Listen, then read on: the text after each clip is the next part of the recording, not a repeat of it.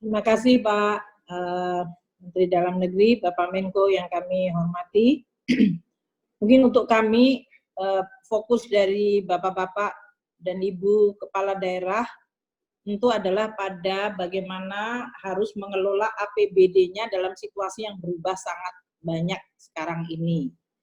Dan ini yang kami bersama Bapak Menteri Dalam Negeri akan segera mengeluarkan surat edaran baru di dalam rangka untuk memberikan arahan mengenai perubahan APBD. Mungkin untuk memberikan presentasi awal dulu atau gambaran awal, APBD dari Bapak dan Ibu sekalian di daerah itu sekarang akan menghadapi berbagai perubahan akibat COVID ini. Satu, transfer ke daerah yang biasanya dari kami pusat dalam bentuk DAU, DBH, DAK, fisik maupun non-fisik, kemudian DID dan dana desa, itu sebagian mungkin akan mengalami perubahan. Karena mungkin Bapak-Bapak dan Ibu sekalian tahu bahwa DAU itu dihitung dari pendapatan dalam negeri neto. Nah, pendapatan kita sekarang dalam negeri neto dengan adanya COVID ini banyak bisnis yang tutup, yang menurun, harga minyak turun sangat drastis, harga batu bara turun, ekspor kita menurun, itu pasti turun. Jadi, yang kami transfer ke daerah mungkin juga akan mengalami penurunan. Nah, ini harus diantisipasi, kami sedang menghitung secara hati-hati.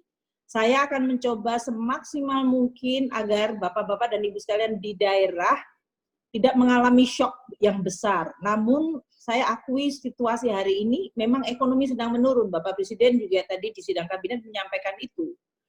Jadi kalau penerimaan pajak kita bahkan kita perkirakan turun 10%, penerimaan negara turun 10%, pasti ini ada implikasinya ke dana transfer ke daerah. Itu satu. Nanti kami akan mencoba untuk menyampaikan secara detail di dalam surat edaran untuk Bapak dan Ibu sekalian join dengan Pak Mendagri. Yang kedua, ekonomi di daerah juga mengalami penurunan. Saya melihat umpamanya DKI atau Jawa secara keseluruhan yang terkena COVID lebih cepat dan lebih besar, dan karena adanya keputusan seperti pembatasan sosial berskala besar, pasti akan makin menurunkan ekonominya di daerah masing-masing.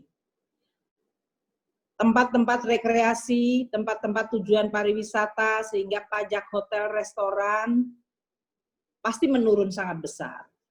Sehingga Bapak-Bapak dan Ibu sekalian di daerah pasti mengalami PAD-nya juga turun. Jadi ini Bapak-Bapak dan Ibu sekalian akan menghadapi dua shock dari sisi penerimaan. Transfer ke daerah mungkin akan turun, dan PAD yang biasa diperoleh sendiri juga turun. Ini tolong betul-betul dipahami. Kami sekarang ini di Kemenku sedang betul-betul melihat secara sangat hati-hati dan detail supaya Bapak dan Ibu sekalian di daerah bisa memahami. Oleh karena itu, instruksi Bapak Presiden kepada kami dan Kemendagri, sisi belanja harus mengalami perubahan. Karena kalau enggak, Bapak akan menghadapi bolong yang besar sekali. Bapak Ibu sekalian akan mengalami, padahal situasi hari ini, pemerintah pusat dan daerah sama-sama fokusnya 3 hal. Satu, di bidang kesehatan. Menolong rakyat, menjaga keselamatan rakyat, menjaga para tenaga medis, mempersiapkan rumah sakit. Itu di bidang kesehatan prioritas nomor 1. Termasuk APD, rapid test, dan yang lain-lain itu yang menjadi prioritas nomor 1. Jadi anggaran apapun yang ada di tempatnya Bapak Ibu sekalian harus untuk itu duluan. Yang kedua adalah menolong masyarakat. Pemerintah pusat sudah mengalokasikan 110 triliun tambahan untuk bansos.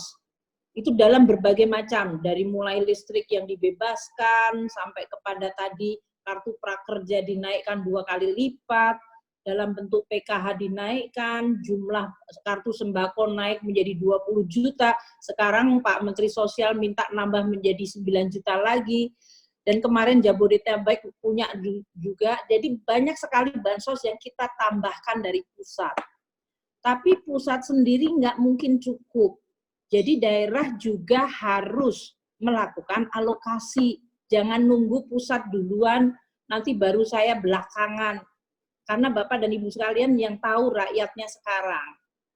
Jadi bansos nomor 2. Yang ketiga, membantu dunia usaha supaya kalau bisa mencegah PHK. Kalaupun mereka harus PHK, kita bisa membantu melalui kartu prakerja. Tapi diusahakan, terutama perusahaan kecil menengah, kita coba memberikan bantuan dari berbagai aspek. Dari perbankan dengan OJK, diminta untuk melakukan relaksasi, mereka nggak bayar cicilan, nggak bayar bunga. Dari sisi impor bahan baku, kita bantu dari bea dan cukai untuk membebaskan bea masuk mereka untuk barang-barang impor dari sisi bahan baku. Dari sisi pajak, kita relaksasikan, nggak bayar pajak untuk karyawan. Kita turunkan pajak korporasinya 30%. Jadi semua kita keroyok, daerah juga tolong bantuin. Fokus kita ini sekarang jangan sampai perusahaan bangkrut. Kalau bisa tidak bangkrut. Jadi mereka bisa survive menghadapi situasi yang sangat sulit ini.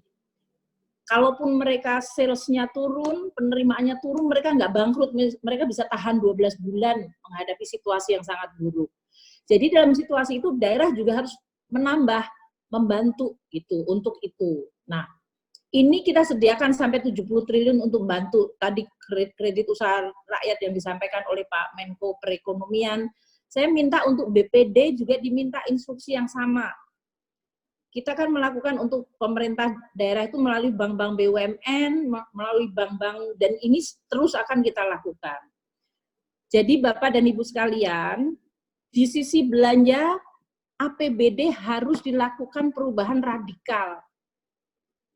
Kami melihat banyak dari APBD yang sudah saya lihat, pegawai itu belanjanya besar sekali di daerah selama ini.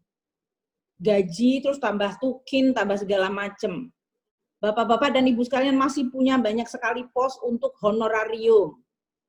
Banyak lagi pos-pos mengenai perjalanan dinas. Nanti kami sama Pak Mendagri akan instruksi belanja-belanja itu di stop atau diturunkan drastis, 50% dipotong atau bahkan 75%. Uang itu dipakai, itu yang belanja pegawai, honorarium, dan yang lain-lain itu tolong dilihat. Kedua, belanja barang. Belanja barang kami masih melihat banyak sekali pos-pos yang muncul. Dari mulai pembelian bahan material habis pakai. Kalau sekarang kita work from home, kita nggak lagi beli alat-alat tulis terlalu banyak. Kita nggak mengeluarkan berbagai belanja untuk bahan habis pakai, belanja jasa kantor, itu pasti turun semua, wong kita sekarang kerja dari rumah. Jadi pos-pos itu oleh bapak-bapak kepala daerah suruh dinas keuangannya menyisir, langsung di stop saja kerannya. Uang perjalanan dinas, perawatan, pelatihan, itu semuanya di stop aja tahun ini.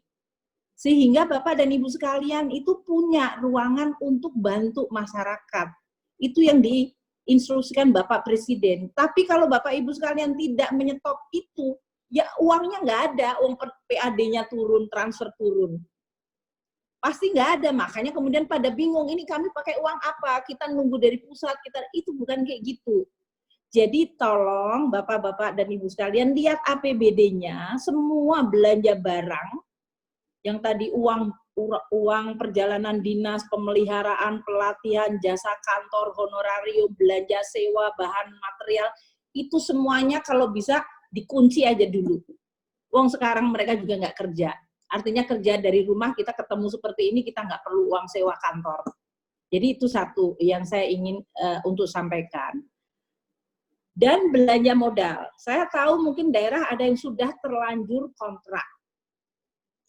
Kalau belanja modal yang sudah terlanjur kontrak, saya minta kalau bisa negosiasi diperpanjang kontraknya. Katakanlah pekerjaan yang harusnya selesai dalam tahun ini, 1 tahun, bilang ke mereka bisa nggak dinegosiasi sampai tahun depan, sehingga cicilan bayarnya lebih panjang, sehingga ada belanja modal yang bisa kita hemat untuk tujuan yang lain. Jadi untuk pengadaan tanah, saya lihat ini ada 13,6 triliun, beli peralatan 8,7 triliun, pengadaan konstruksi ada 86,5 triliun, itu semuanya kalau bisa diturunkan separuhnya aja. Kita tidak menyalahin kontrak, kontraknya diperpanjang, bilang situasinya lagi emergensi, kita butuh nolong rakyat duluan gitu. Jadi para kontraktor juga akan tetap pekerjaannya, mereka nggak jadi bangkrut, tapi mereka diperpanjang saja kontraknya yang tadinya 8 bulan jadi 20 bulan atau 18 bulan. Monggo silakan, tapi saya menganggap bahwa daerah ini bisa dilakukan penurunan. Dengan demikian, Bapak dan Ibu sekalian di daerah itu kemudian punya ruangan tadi, sesudah memperhitungkan PAD-nya turun, transfer turun, tapi belanja-belanja yang tadi dikunci, Bapak langsung punya. Hitungan kami itu bisa sampai 94 triliun total di daerah untuk itu tadi, bantuin rakyat. Bansosnya kalau sekarang pemerintah pusat untuk dana desa akan dikonversi di dalam bansos, Bapak dan Ibu sekalian bisa nambahin lah. Kalau di kelurahan-kelurahan terjadi adanya penurunan orang-orang yang kena PHK, belum mendapatkan kartu prakerja dari pusat, Bapak bisa memberikan duluan. Karena ada ruangan itu kalau kita melakukan perubahan drastis. Bapak dan Ibu sekalian, kami di pusat juga melakukan perubahan sangat radikal. Saya tahu ini bukan masalah gampang dan ini pasti tidak menyenangkan. Pasti tidak menyenangkan karena terjadi perubahan sangat besar. Tapi ya memang ini tantangan kita bersama. Jadi kami nanti akan melakukan kepada seluruh kementerian lembaga, mereka juga akan berubah sangat drastis belanjanya. Di daerah saya mohon juga dilakukan. Nah kami, Pak Mendagri sama saya akan memberikan surat edaran yang cukup detail seperti tadi. Kemudian nanti mungkin Pak Mendagri sama saya bisa punya sesi khusus mengenai APBD ini deh. Supaya nanti kalau Bapak dan Ibu sekalian ada pertanyaan juga, tadi saya barusan mendapatkan pertanyaan dari Gubernur Jawa Tengah, itu insentif tenaga kesehatan dibayarnya oleh pusat atau daerah. Memang sudah masuk di dalam yang 75 triliun, jadi dokter, perawat di daerah, di rumah sakit daerah, dibayarnya pakai itu, tapi mekanismenya saya mesti harus cek lagi. Ini masukan-masukan kayak gitu penting buat kami. Anggarannya udah disediakan, cuman mekanismenya apakah akan ditransfer ke daerah dulu atau langsung ke dokternya, kami akan bersama Mendagri, nanti Menteri Kesehatan, dan kami akan membuat supaya tadi para dokter mendapatkan insentif dan para perawat itu yang di depan, garis depan, mereka mendapatkan insentif yang tepat waktu. Nah, hal-hal seperti ini yang kami mohon betul tadi untuk diperhatikan oleh kita semua. Tadi Pak Menko Polhukam menjelaskan mengenai berbagai wanti-wanti atau peringatan jangan sampai kemungkinan terjadi penyelewengan. Di dalam setiap policy kemungkinan itu terjadi. Pasti ada pembonceng gelap, orang yang menyalahgunakan kewenangan, orang yang mau cari keuntungan. Namun kita semuanya berharap pada saat kita betul-betul pengen membantu dan mengatasi masalah itu, kita juga jangan terlalu takut terhadap orang-orang yang mau menjadi pembonceng itu. Kita berharap aparat hukum untuk nangkepin yang kayak gitu, tapi kita tetap fokus. Nanti kalau kita sendiri ketakutan, waduh teman saya itu ngambil, akhirnya kita nggak kerja juga. Karena kalau kita ketakutan, ya itu yang terjadi. Para birokrat nggak mau ngambil keputusan, diem aja dia. Mungkin itu Pak, jadi memang ini ada resiko, tapi resiko tata kelola, korupsi, penyalahgunaan, kita harap Pak Menko Polhukam, kemudian Kapolri, Kejaksaan, ya bantuin kita lah untuk ngawasin yang jahat itu, diambil aja yang jahat-jahat, tapi yang kita kerja tetap bisa kerja tenang gitu. Karena kalau enggak kita nanti juga ketakutan, kita semua dianggap penjahat juga, wah kita jadi akhirnya nggak mau ngambil keputusan gitu. Jadi mohon itu di dalam situasi ini kita semuanya berpikir positif dan baik, namun juga tetap waspada.